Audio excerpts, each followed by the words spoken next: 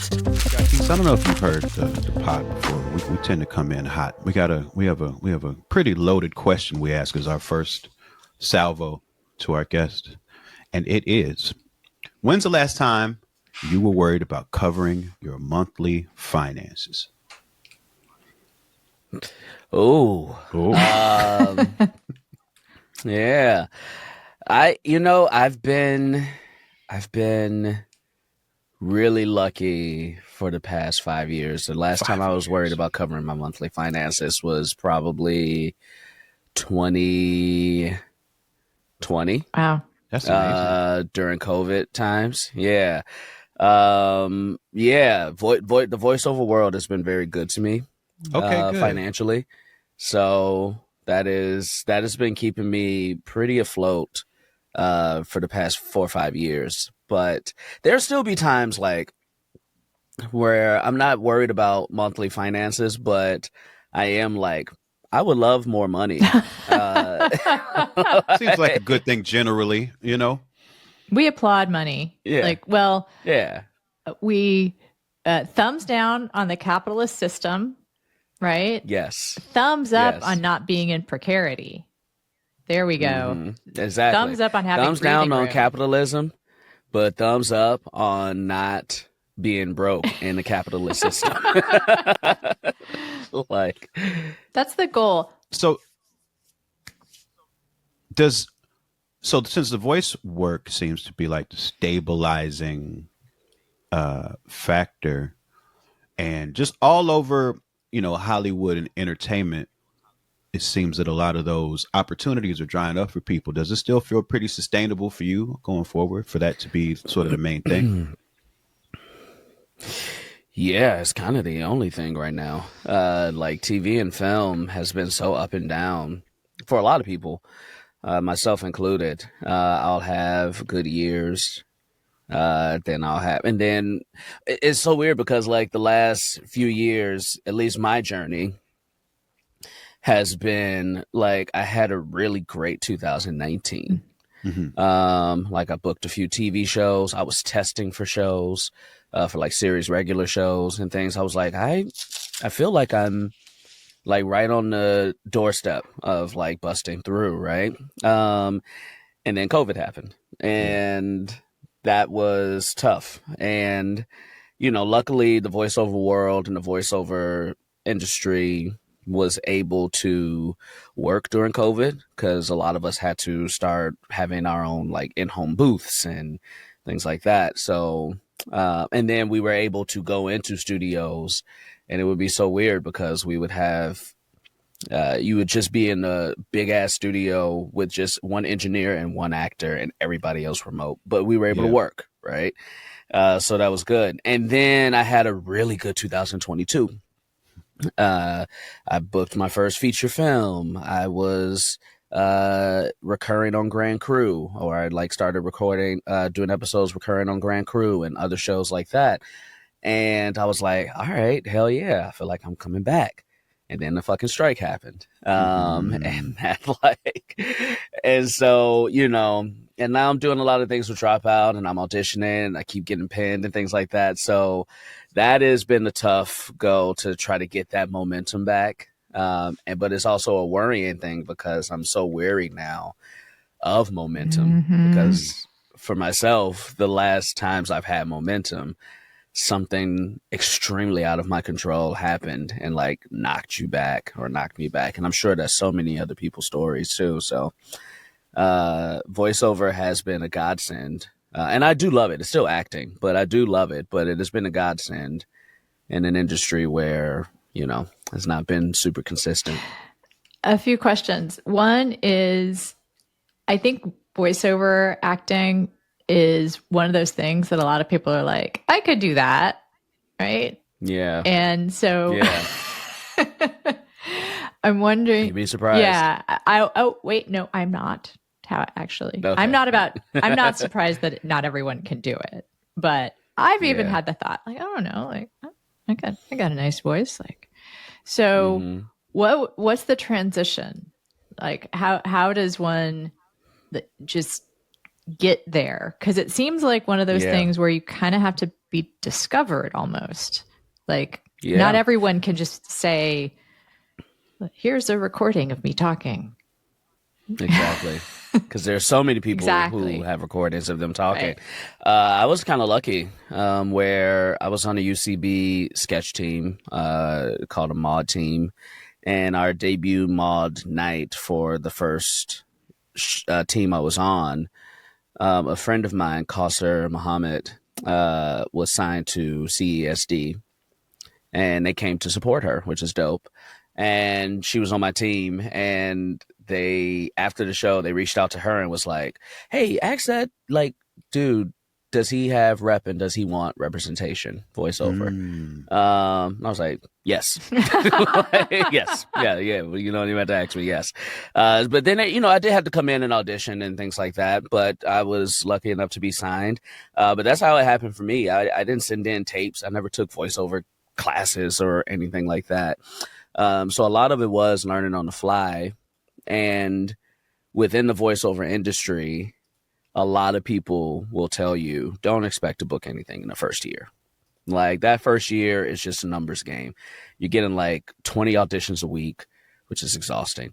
And it's just like you're learning the game. You're learning what people are looking for. You're learning how to read and decipher all these types of scripts. And I was kind of a rare bird where I booked like 2 or 3 things in my first like 5 months of doing it. And that gave me confidence, which is such a big thing in the voiceover world, is like confidence in your own voice. And I think a lot of people, I don't want to speak for a lot of people, but I think what I've learned is that it is more than just talking. You are acting, but you are also like presenting, and it's hard to act to no one. And it's hard, when I get sides, I don't have a reader. I have to read the lines, myself and like skip the reader lines. And, so I have to kind of create what the person and the emotion is and things like that. And that's just for animation. There is also promo, there's ebooks, there's commercials, there is, all types of things in the voiceover world that require different muscles. And I think that's what people don't account for. Because a lot of times when you hear voiceover, the 2 major things you think of is animation and then commercials, right? That's what you think of. Before a year and a half, I was the promo person for Nickelodeon. Wow. So I was the person that was like, coming up next on Nickelodeon.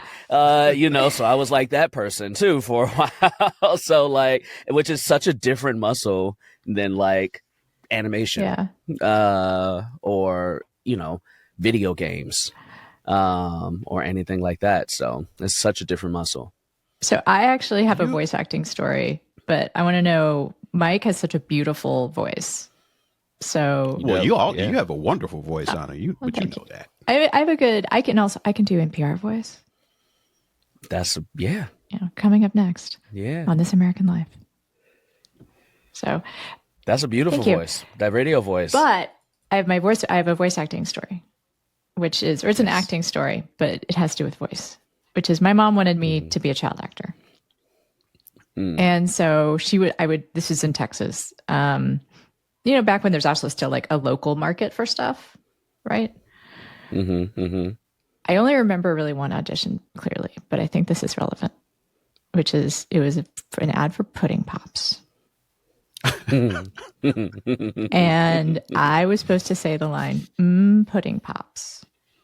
And the number of different times, the different intonations it's the last audition I ever went on. Wow. Pudding Pops. Pudding Pops. Pudding Pops. The last one was bizarre. Well, that was abstract. They're just like, could you try it this way? Could you try it this way? Could you do it this way? Could you do it that way? Yeah. And so does that, how does that feel for you? Because for me, in the specific emotional context it was in, for me, was like, I don't know how just using your voice can make you feel like a piece of meat. But it was so depersonalizing, ironically. for me. Yeah. So I wonder for you, if, like, what the experience is of having to do all that different stuff, especially someone who's so creative in your own work. Like, is it just you have to split it up, or? You know, at the risk of anybody who is casting hearing this, voiceover breakdowns, and whoever it is one of the worst. They don't know what they're looking for situations I've ever experienced in my life. I have literally, like, for instance, I rarely turn in commercial voiceover auditions anymore because I'm just like, this is stupid. Like, Pudding what pops. the fuck are you looking for? Pudding pops. Yeah. I'll have a breakdown, and I'm not being hyperbolic at all. I'll have a breakdown that'll say things like, we want this voice to be cool, but a little wink to let people know they're not as cool as they think they are. Wow. Also confident, but not too in their heads about knowing everything. We want this person to be down to earth, but have a little authority on what they're talking. Like, you just keep saying the opposite of every fucking thing that you're asking for, and then at the end it'll be like Donald Glover. You're like, stop, just stop, like stop. You don't know what you want. It's kind of like commercials on TV. Just line us up, say, you look cool. Like, come on, let's do it. Like, so they don't know what they want either. And I haven't figured that part out yet, even as much as I work. I still haven't figured that part out. And some actors have figured it out. And I think the part that I have figured out is I'm just going to do what I think is right. And if you hear something and you like it, when you book me, you will direct me. Like, I have to get out of my head. Like, I was just doing something for Disney yesterday, and I still get in my head where I'm like, what if I come in and, like, they realize, oh, that's not the voice I heard on the audition, and, like, that's just the actor's, insecurity. But then it hits me. I'm like, well, they booked me already, so they're going to have to make this work. They're going to have to make it work. So that's kind of how I approach it, because, like, I can't hear myself, and I don't know what you're hearing. So you're just going to keep telling me to do something until we get it right. And there'll be some times where I'll just work on a line for like 10 minutes. Yeah. Because sometimes those lines happen, and, listen, not everything is going to be perfect. I've had to learn that within all types of entertainment facets, So I have a hypothetical voice work question for you, and it's got to be hypothetical for a couple reasons. One, there might be NDAs in place. Two, I have an Android phone, so I don't have a way to test this on my own. But I read a rumor about whether or not some people may or may not be a voice for an Apple operating system. Now, I'm not going to ask you whether or not that rumor is true, but if it was, I'm going to play it right now. That's my voice. I'm very curious. That's the voice that's the voice I have on my phone. If it was, I'm very curious if it pays good. I have no idea what you're talking about. But I've heard this. I've heard the rumors before, and I'll say, like, man, that would be cool. That would be cool, and that would be nice. I would assume that it pays well. It should. It should. It should. Yeah, it should. As an actor who knows how a lot of acting things pay, and this is just hypothetical, because just purely hypothetical. But, like, knowing and seeing different contracts and things like that usually come, like, you get, like, you're on a contract probably, and you get, like, yearly payments and things like that. And then you get, like, session fees, because you always get session fees if you go in to record. And, like, one of the things for instance, for, like, recurring, like, voice work, whether it is, like, ebooks or like you're doing an ebook for a series or voice to text or, you know, things like that, is you have to come in and record, you know, often. And so like that money keeps rolling in. But it is one of the rare things in the voiceover world that you can keep getting paid for work you've done previously.